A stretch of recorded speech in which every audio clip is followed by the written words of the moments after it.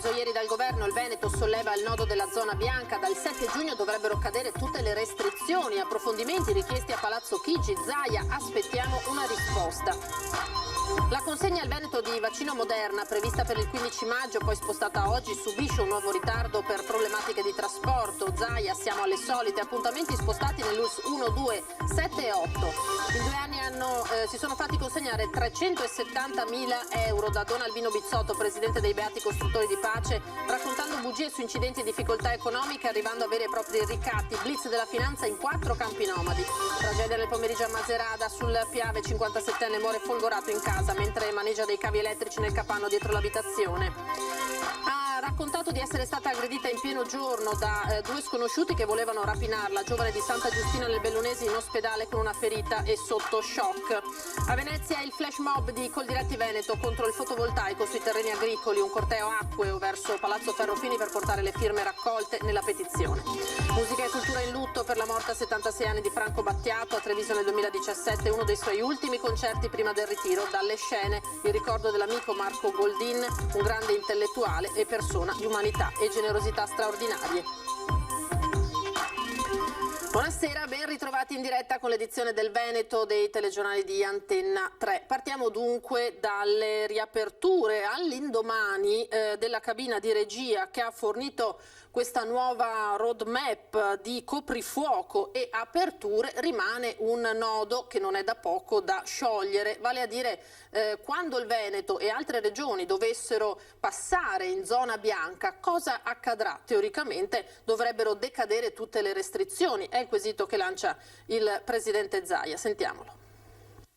C'è una norma del decreto che dice a piscina aperta del 1° di giugno, però è pur vero che sulla zona bianca, a mio avviso, varrebbe la pena di considerare di aprire anche le piscine, visto considerato che altre attività si aprono. E questo potrebbe valere, se il principio fosse questo, anche per tutte le altre attività, parchi tematici, parchi acquatici e quant'altro. Beh sì, è esattamente il quesito che stiamo facendo. Il nodo di queste ore è tutto qui e non è affatto un dettaglio. Con l'ingresso quasi certo del Veneto in zona bianca dal 7 giugno bisogna capire se le limitazioni ancora in vigore fissate dalla cabina di regia di lunedì decadranno in automatico, fatta eccezione per uso delle mascherine e divieto di assembramenti. Per Zaia la linea non può che essere quella di riaprire in sicurezza, ma riaprire. E se lo chiede a me io spero proprio di sì, anche perché ricordiamo che noi se andiamo in zona bianca ci andiamo perché per 3 settimane facciamo contagiati sotto i 50 su 100.000 abitanti a settimana. Questa settimana dovremo esserci, altre 2 settimane, e quindi per noi, se siamo in zona bianca per 3 settimane,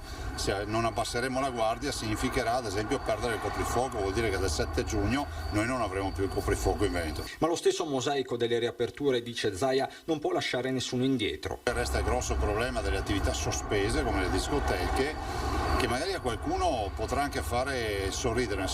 Le discoteche rappresentano un contesto economico importante per il Veneto e anche di promozione turistica. Tornando alle piscine, la questione per il Presidente è emblematica perché sta assumendo un significato politico. Penso che oggi il tema delle piscine sia assolutamente gridi vendetta, cioè pensare che la piscina è chiuso, resti chiusa quando non c'è assembramento e comunque ci sono delle linee guida. C'è il cloro sul quale c'è anche letteratura scientifica che parla dell'azione disinfettante comunque e della massima igiene che c'è in una piscina. Io penso che si debba rivedere questo punto, ho l'impressione che stiano diventando delle posizioni ideologiche non più sanitarie. Zaia torna sul concetto più volte ribadito di convivenza con il virus, convivenza favorita dai numeri della campagna vaccinale. Dobbiamo anche prendere atto che le vaccinazioni stanno cambiando il corso della storia di questo coronavirus. Basti pensare che i vaccinati in Veneto non si vedono più negli ospedali, quindi la vaccinazione sta funzionando. Resta però il problema della puntualità delle consegne con la mancata fornitura del lotto Moderna che ha rallentato la campagna in alcune ULSS del Veneto. Diciamolo fino in fondo, noi abbiamo una capacità vaccinale di 100.000 vaccini al giorno, se ne forniscono 200.000 a settimana, abbiamo già detto tutto. E non se ne esce. No, non se ne esce anche perché noi abbiamo una macchina da guerra, abbiamo 1300 persone che vaccinano e approfitto per ringraziarli tutti. La macchina da guerra c'è in Veneto, ci mancano le munizioni che sono i vaccini. Siamo all'ultimo miglio, Presidente. Io direi incrociamo le dita perché con questo coronavirus non è mai finita, però insomma anche pensare che la fase della convivenza sia iniziata. E una data fatidica potrebbe essere dunque il 7 di giugno, quando anche il Veneto potrebbe passare in zona bianca. Il nostro sondaggio di questa sera si concentra proprio su questa data e questa possibilità. Riaprire tutto in anticipo? Cosa ne pensate? Per rispondere di sì 0422 1626 691, per rispondere invece di no 0422 1626 690. Anche oggi, come di consuetudine, l'esito del sondaggio ve lo daremo poi questa sera nel corso di Ring in prima serata su Antenna 3. E dunque resta da chiarire, abbiamo detto, la questione della zona bianca. Vediamo intanto però ad oggi qual è il calendario delle riaperture stabilito dal Consiglio dei Ministri. Avverranno in progressione le riaperture decise dal Consiglio dei Ministri dopo la cabina di regia. Che si procedesse per gradi, il presidente Mario Draghi lo aveva prospettato, ma non si è esagerato con le cautele e questo costituirà per le attività produttive una boccata d'ossigeno e per i cittadini un'iniezione di fiducia. Già da questa sera il coprifuoco sarà posticipato dalle 22 alle 23, mentre da sabato riapriranno nei fine settimana i centri commerciali. Saranno riattivati nel weekend anche gli impianti di risalita nelle località di montagna chiusi dall'estate scorsa. Anticipata al 24 maggio la data per la sospirata riapertura delle palestre, uno degli ambiti maggiormente penalizzati e che ha più protestato finora. Il 1 giugno ad accogliere nuovamente all'interno i clienti saranno bar e ristoranti che fino a quel giorno potranno continuare a servire solo all'aperto e rigorosamente seduti. Tornerà il caffè al banco e si potrà pranzare e cenare al chiuso. Sempre dal 1 giugno si potrà tornare sugli spalti degli impianti sportivi all'aperto, con una capienza non superiore al 25% del consentito e comunque non oltre le 1000 persone.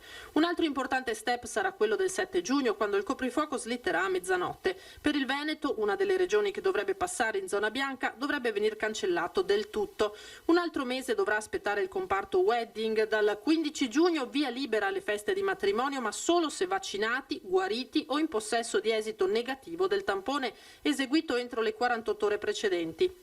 Da quella data ritorno del pubblico nelle fiere e nei parchi tematici e sblocco della congressistica. Il coprifuoco sparirà definitivamente in tutta Italia a partire dal 21 giugno. Infine dal 1 luglio saranno le piscine al chiuso a poter finalmente riaprire insieme a centri termali, sale giochi, bingo e casinò, centri ricreativi e sociali, corsi di formazione pubblici e privati.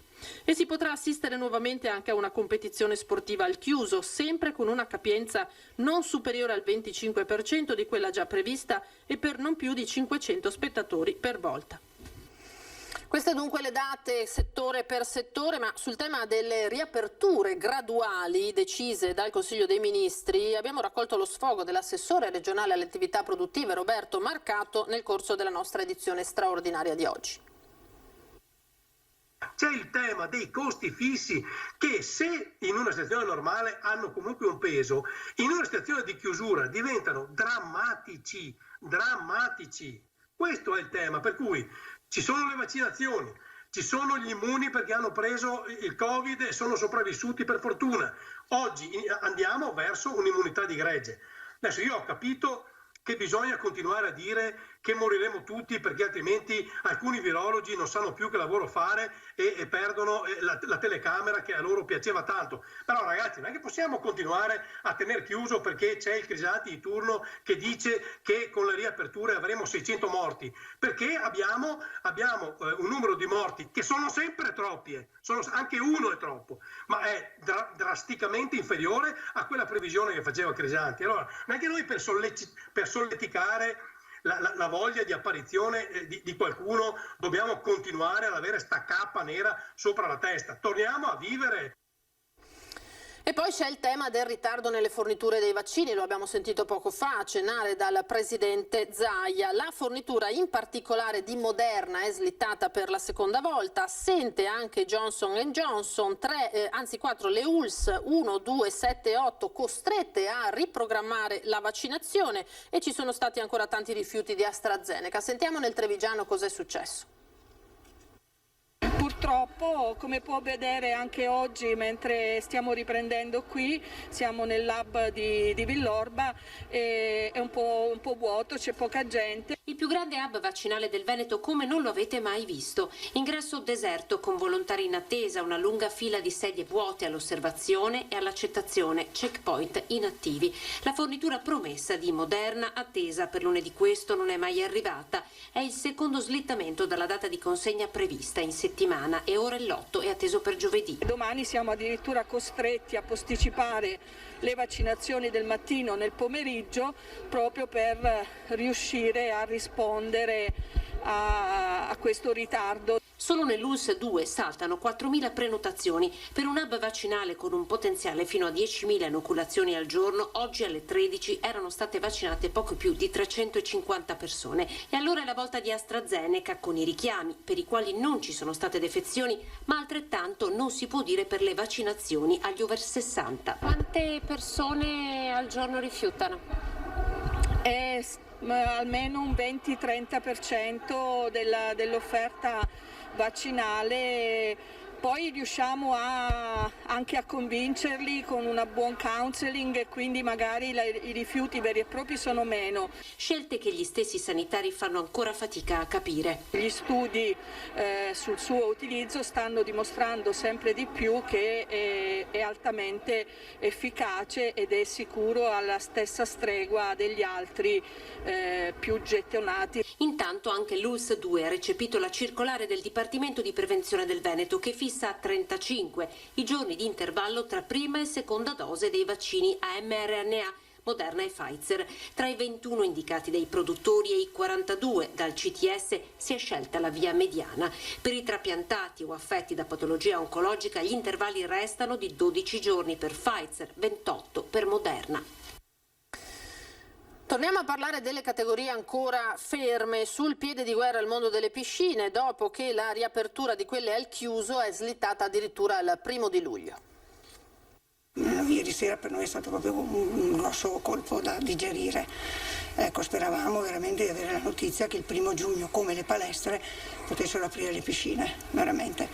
Cioè è stato veramente, non avevamo parole, allibiti. Confidavano in una risposta diversa da parte della cabina di regia alle piscine del Veneto e invece l'apertura slittata il 1° luglio degli impianti al chiuso allunga una crisi che sembra non finire mai, evidenziando limiti e paradossi. Aprono i centri commerciali, con tutto rispetto, per carità, però non li vediamo così controllati come i nostri centri sportivi, insomma. Non riusciamo a capire il perché di questa decisione, con tutti gli appelli che sono stati fatti. L'ultimo proprio in queste ore con la Federazione Italiana Nuoto e Assonuoto, che hanno scritto al presidente del Veneto Zaia e al presidente ANCI Mario Conte perché almeno arrivi una risposta chiara dai vertici locali, visto che il governo centrale sembra distante anni luce. In previsione dell'inserimento della regione in fascia bianca dal 7 giugno si chiede infatti se sarà possibile, al di là di ogni dubbio, aprire gli impianti anche per organizzare i centri estivi. Per il resto, guardando a Roma, i toni sono aspri, si parla di ennesima beffa e di ristori elemosina. Qui soltanto a Montebelluna ci sono 15 dipendenti e un centinaio di collaboratori,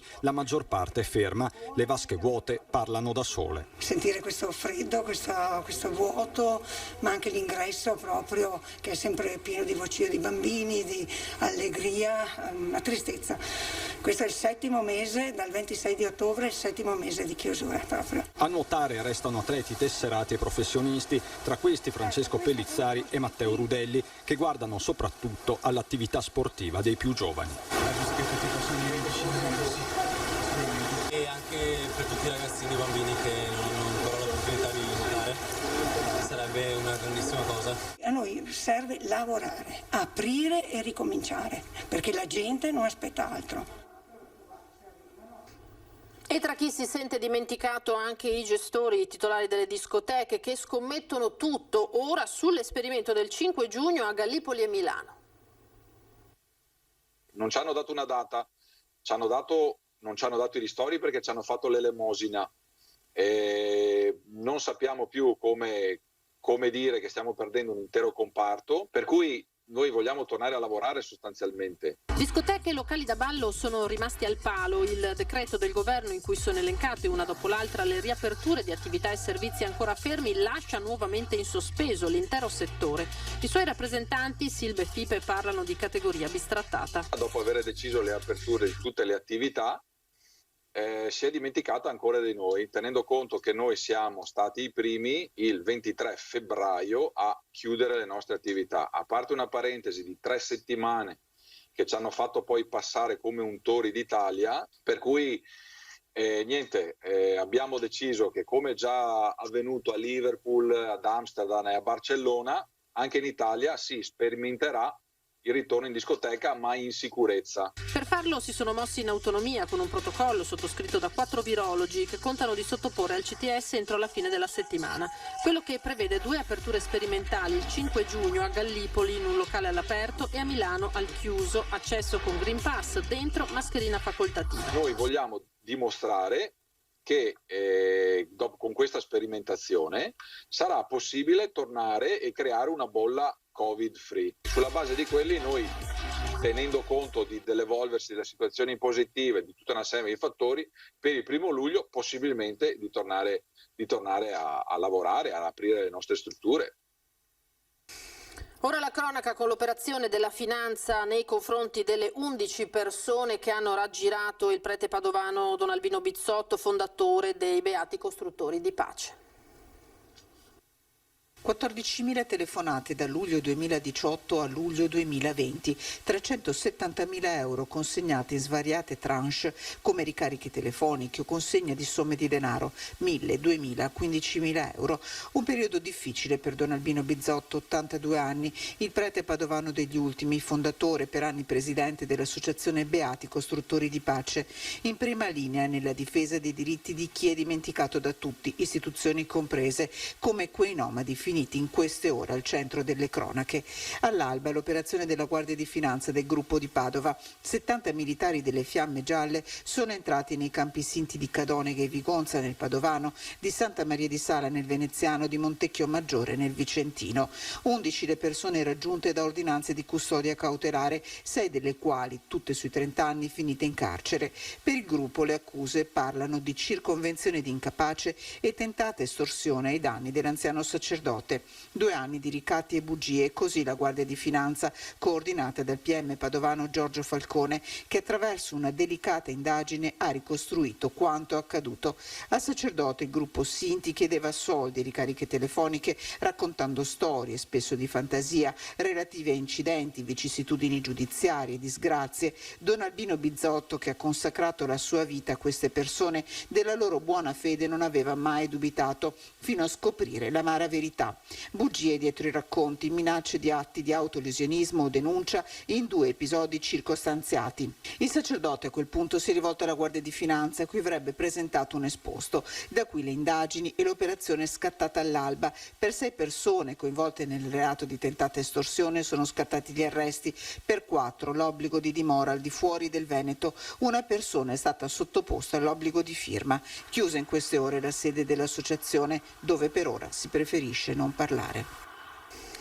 Nel pomeriggio il commento del vescovo di Padova, Monsignor Claudio Cipolla. La situazione dell'anziano sacerdote ci addolora profondamente, scrive il vescovo, sia per la sua persona sia per la realtà che rappresenta, ma siamo grati alla Guardia di Finanza per il lavoro di investigazione. L'accaduto ci conferma la necessità di portare avanti sia l'attività di formazione con i preti sia il percorso di trasparenza nella gestione economica delle nostre parrocchie, così il vescovo. Tragedia a Macerata sul Piave, un uomo di 57 anni è morto folgorato nella sua abitazione. È accaduto intorno alle 13 di oggi in viale 4 novembre. Da una prima ricostruzione e stando alle prime testimonianze raccolte sul posto, l'uomo in pensione sarebbe morto a causa di un infarto provocato da una forte scossa elettrica da cui sarebbe stato colpito all'interno del capanno degli attrezzi mentre maneggiava dei cavi. Inutili tentativi di rianimarlo da parte del personale del 118 intervenuto sul posto con carabinieri e vigili del fuoco. Shock naturalmente in paese dove l'uomo era molto conosciuto. Aggredita in pieno giorno da 2 sconosciuti a scopo di rapina è accaduto ieri a Meano di Santa Giustina. La ragazza ventenne del luogo è ricoverata sotto shock all'ospedale di Feltre.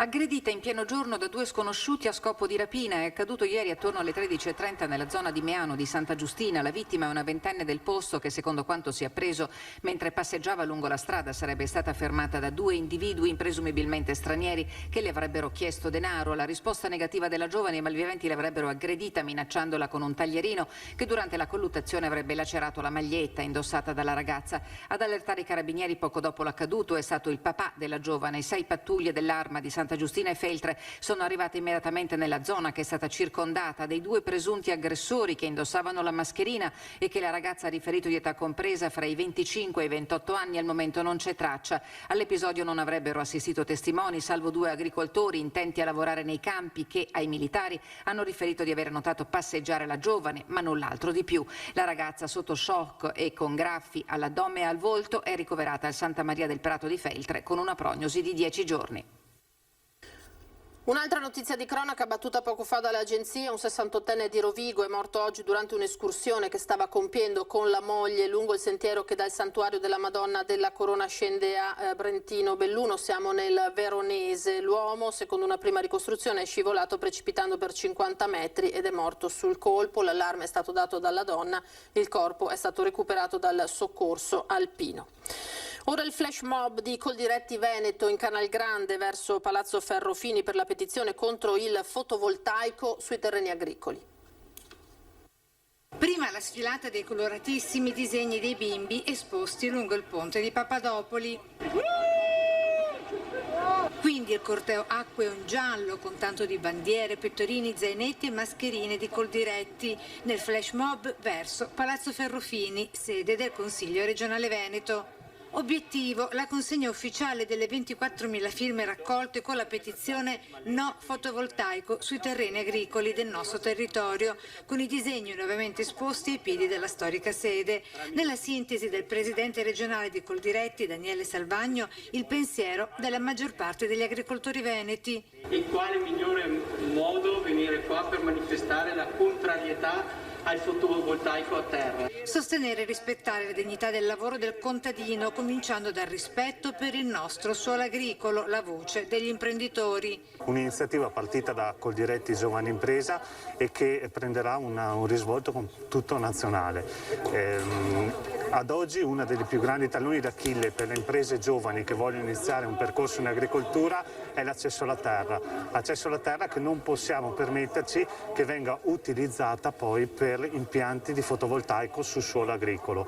Sia gli investimenti per ricavare energia da fonti rinnovabili, no al consumo del suolo agricolo, così Coldiretti Veneto. Ci sono 11.000 capannoni con relative pertinenze dismesse, ci sono 500 ettari di cave dismesse, ci sono i tetti, ci sono altri manufatti che si potrebbero recuperare. Questo è il messaggio che noi abbiamo lasciato al Consiglio regionale del Veneto. La morte di Franco Battiato, nel prossimo servizio il legame che aveva col nostro territorio, in particolare con il Trevigiano. Che siamo esseri immortali, caduti nelle tenebre. Era il luglio del 2017 quando Franco Battiato, in una delle sue ultime esibizioni, emozionò il pubblico di Suoni di Marca sulle mura con la sua voce, il suo sguardo, la sua poesia. Solo 5 mesi prima l'artista catanese, morto all'età di 76 anni, era venuto nel Trevigiano per partecipare a Castelfranco ai funerali del compositore e violinista Giusto Pio. Era già ammalato Battiato, ma l'amico fraterno l'aveva voluto accompagnare fino alla fine. Era stato quell'incontro quasi casuale con Giusto Pio alla fine degli anni 70 a spingerlo a nuove esperienze, a intrecciare la musica colta, sperimentale con il pop. Ci volevo prendere lezioni di violino. Lui contattò Pio e disse no, ho un sacco di impegni, non è possibile, eccetera, eccetera. E so per vie traverse che Giulietta e Stefano, cioè i suoi figli, gli hanno detto papà, ma questo ha fatto dischi, è famoso, prendilo.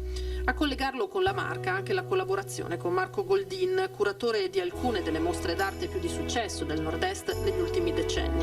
Nel 2014, in occasione della mostra a Bologna, in cui in linea d'ombra aveva portato La ragazza con l'orecchino di perla, Goldin era volato a Milo, a casa del cantante d'autore, per chiedergli di musicare uno spettacolo teatrale collegato a quell'evento, e lo aveva voluto a Santa Caterina a Treviso al concerto inaugurale della mostra sulla storia dell'impressionismo. Ricordi veramente molto belli, e poi ci siamo rivisti ancora, anche così nei momenti in cui lui stava già male, ancora nella sua casa lì a Milo in Sicilia. Insomma, un bel rapporto è durato 10 anni.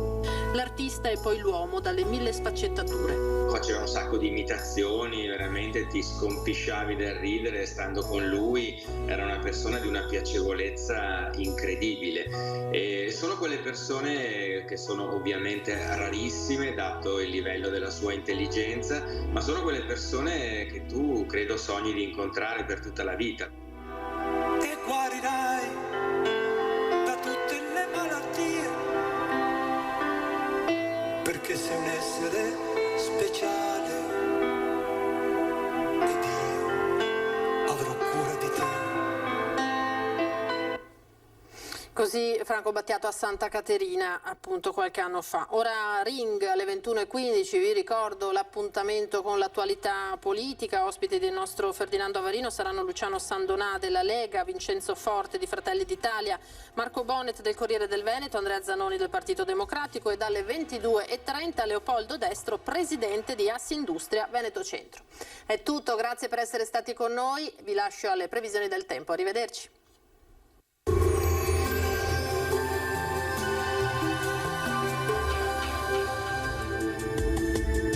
Bentrovati al meteo.